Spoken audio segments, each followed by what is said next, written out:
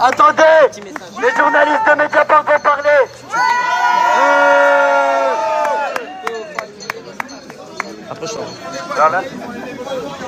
Désolé, j'ai pas la voix qui porte. Évidemment, tout à l'heure, François Bonnet vous a remercié. On est... Comme François Bonnet vous l'a dit tout à l'heure, on est évidemment hyper surpris, hyper content de tout ce qui se passe. Ça nous donne beaucoup de force. On est soutenu par nos abonnés, par nos lecteurs, mais aussi là, comme ça, dans la rue, c'est vraiment énorme.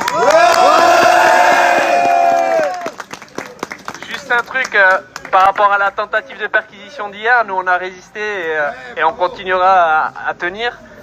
Il faut savoir que ça a une autre dimension, c'est d'essayer de tarir nos sources, de nous empêcher d'enquêter. Et les personnes qui sont vraiment courageuses dans l'affaire Benalla, c'est nos sources. Nous on est en première ligne, mais il y a beaucoup de gens derrière qui nous aident dans nos enquêtes. Et ces personnes-là qui sont anonymes et qui ont vraiment besoin de soutien parce qu'elles sont beaucoup plus courageuses que nous. En fait, elles se mettent beaucoup en danger. Et je pense que voilà, il faut chacun maintenant réussir à aider les lanceurs d'alerte. Les gens se retrouvent souvent dans des situations hyper compliquées. Et, si on pouvait émerger avec le mouvement des Gilets jaunes, avec les journalistes, etc., dans des dispositifs qui aident à accompagner ces gens une fois qu'ils sont abandonnés et laissés par tous, bah voilà, ça servira au moins à ça. Donc voilà, mobilisons-nous pour ça. Résistance!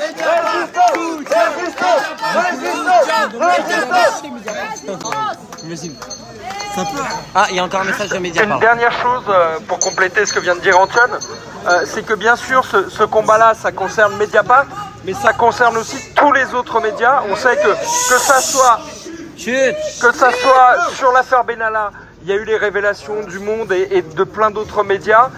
Sur d'autres affaires, ce sont d'autres médias qui sont en première ligne et qui ont exactement les mêmes problèmes.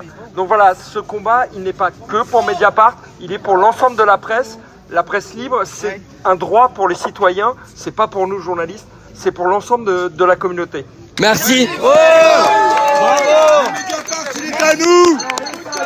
Alors maintenant, le message à nous de le transmettre aussi aux médias, c'est de continuer à publier toutes les bavures policières, de continuer à publier tout ce que le peuple ramasse à longueur de manifestations et de journées et de vie pour toutes les femmes isolées, pour toutes les femmes non retraitées alors qu'elles sont hyper... leur vie est très difficile. Et pour nos enfants. Et pour tous les enfants. Et pour nos enfants. Et pour